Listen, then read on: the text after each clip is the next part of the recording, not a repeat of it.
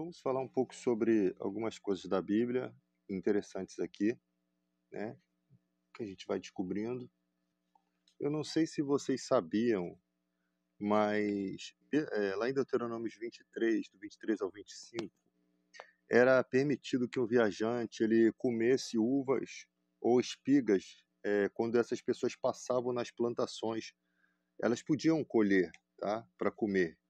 Elas só não podiam estocar para consumir mais tarde, porque isso era expressamente proibido. Então, quando os discípulos de Jesus eles pegaram os cereais lá nos campos abertos, e eles estavam seguindo uma prática comum que já era admitida, né, por este regulamento. Mas os fariseus, de coração ruim, pessoas malignas naquela época, aqueles ali que estavam ali, né, não todos, eles estavam provocando os discípulos, né? Por que vocês apanham espiga em dia de sábado? Está lá em Marcos 2, 23 ao 28. Então, você percebe que Jesus ali não está descumprindo uma questão e não está permitindo que os discípulos descumpram. Pelo contrário, ele está fazendo uso ali da própria Escritura e não está fazendo um errado para poder provar alguma coisa. Quem estava errado eram os fariseus. Aqui esse ensinamento aqui sobre a questão do casamento naquela antiga aliança, né? Deuteronômio 24:1, a palavra coisa impura ou coisa feia, né? A gente não sabe qual era a natureza do problema específico ali, né? Embora é bastante claro no contexto original que provavelmente está algo sendo relacionado a um problema físico, ou talvez uma inaptidão para conceber filhos.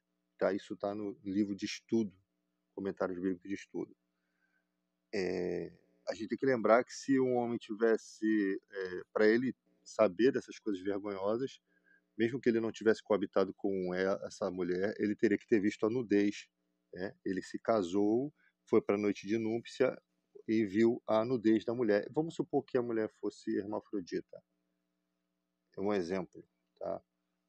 Talvez fosse uma coisa estranha para aquela época. Não sei se existiam casos relativamente naquela época, mas poderia ser algo relacionado a uma impossibilidade da mulher conceber filhos, que na vida daquela época, na sociedade daquela época, era algo muito importante para os homens, muito importante mesmo.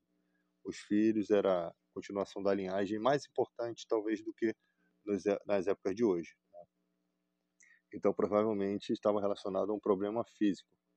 Então, nesse caso, pela lei, o marido ele podia conceder o escrito de repúdio para sua esposa, que era um documento legal que ele provia direitos ao divorciado.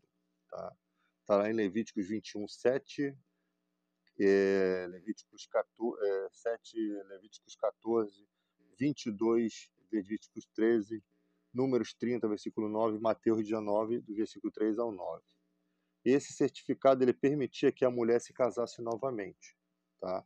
Então, você lá em Deuteronômio 24, versículo 3 e 4, a contaminada, ela retornar ao primeiro marido após um segundo casamento, provavelmente colocava a mulher na mesma posição de uma esposa infiel. Tá? Então, ali acontecia, é citado na Bíblia aqui, uma regra que a mulher, ela se separava, recebia essa carta de divórcio por essa questão, talvez por uma questão aqui que pudesse permitir, e ali ela casava-se com outro. Essa casa dava permissão para ela casar com outro. E aí ela tinha o segundo marido, está lá escrito. Esse segundo marido também se aborrece dela e a manda embora. Né? Então ela não pode voltar para o primeiro marido que a mandou embora. Tá? Então, talvez por ela ter sido contaminada 2 vezes, ou por não ser certo, já que o cara não quis ela, agora quer, né? A gente não sabe se teve relação com o primeiro ou não. Quando Jesus foi questionado pelos fariseus acerca da, da questão de Moisés da carta de divórcio, diz o texto que os fariseus estavam tentando a Jesus. Isso significa que eram perguntas que não tinham nada a ver com conhecimento. Eles não queriam conhecimento, eles queriam eram perguntas maliciosas, né? Eram perguntas com o intuito hipócrita de prejudicar a Jesus e até levá-lo à prisão e, de repente, à morte, né? Então, a intenção ali era maliciosa, né? Então, eles estavam testando Jesus e usaram isso, para isso, o texto de Deuteronômio 24:1.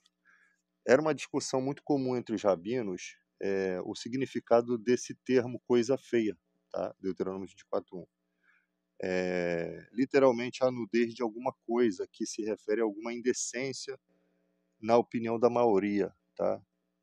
Era alguma indecência que na opinião da maioria era considerada assim. Uma das escolas do pensamento, a escola de Shammai, era a mais rígida. Ela dizia que a única razão para o divórcio era a imoralidade, tá? O outro ponto de vista, a escola de Hillel, era mais complacente. Ele cria que tudo que desagradasse o marido era suficiente para provocar o divórcio. Então, a pergunta aqui parece ter sido feita por alguém que tinha o ponto de vista de Hillel, já que pelo menos a maneira como se aborda o tema, ele caminha nessa direção. Só que Jesus, ele evita essa controvérsia entre a escola de Hillel e de Shammai. Ele vai diretamente para as Escrituras. Ele dá 3 motivos principais para a continuidade do casamento: que Deus fez o homem macho e fêmea. Se ele quisesse que Adão tivesse mais de uma esposa, poderia ter criado outras mulheres para Adão. Então podemos dizer, mesmo em uma relação a um marido, mesma em relação a outro marido para Eva, né? Então podemos dizer o mesmo para Eva.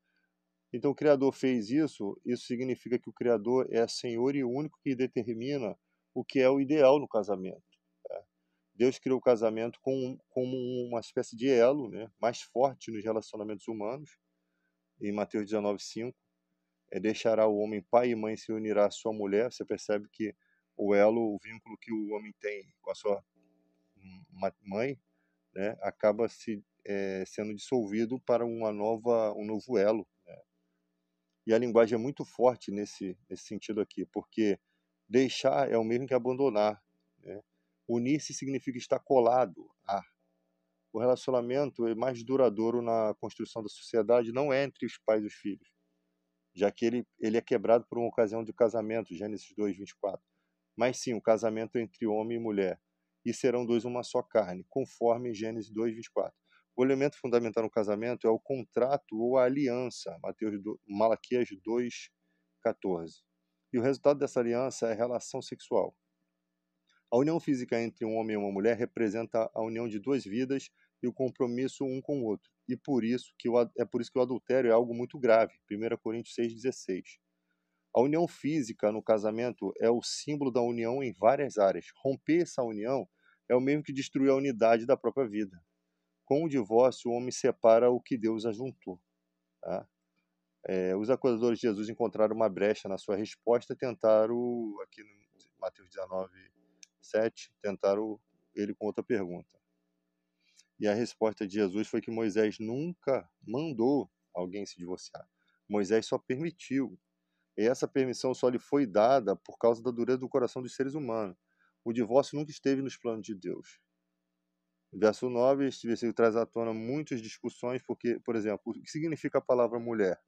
Alguns consideravam a lei do divórcio, alguns consideravam válida somente no período de noivado, como no caso de José e Maria, Mateus 1. Nesse caso, mulher significa aquela com quem o homem está noivo. Uma explicação até plausível, todavia, Deuteronômio 24:1, o texto histórico é aplicado nitidamente à discussão em Mateus 19. Ele não está falando em período de noivado, tá? Fala especificamente do marido que repudia uma mulher quando ambos já vivem juntos. Mateus 19 está dizendo isso. Ele não está falando de noivado, ele está falando do marido especificamente que repudiou sua mulher quando ambos já viviam juntos. Outra questão é o significado de prostituição. A palavra aqui, ela está dentro do contexto de Deuteronômio 24:1. Tem um sentido amplo e pode se referir a todo tipo de imoralidade sexual, sexo antes do casamento, adultério, libertinagem, homossexualidade e bestialidade, né? A palavra porneia, no caso, é feitiçaria também, está incluso nisso. Um problema muito grande nessa cláusula de exceção se ela dá direito ao homem apenas a divorciar-se ou também permissão para que ele se case novamente. É um problema muito grande aqui. É provável que ambos, tá? Em outras palavras, a imoralidade de um cônjuge não somente serve como base para o divórcio, mas também de respaldo ao traído para o novo casamento. Provavelmente, o significado da última parte de Mateus 19:9 é que o homem que se casa com uma mulher divorciada após ela ter praticado imoralidade, cometer adultério ao casar-se com ela, ao casar-se com ela, provavelmente o significado da última parte de Mateus 19 é que o homem que se casa com uma mulher divorciada após ele ter praticado imoralidade e comete adultério ao casar-se com ela, tá? O significado ali. Eu li errado aqui. Então, tipo, vamos continuar. Algo que devemos considerar é que a carta de divórcio resguardava a mulher. O marido não podia livrar-se de sua mulher de qualquer maneira, simplesmente mandando ela embora. Ele precisava ter motivos para fazer isso e também dar a ela uma carta por escrito. Porém, mesmo que ele tivesse muitas razões para se divorciar, o melhor seria que isso não acontecesse.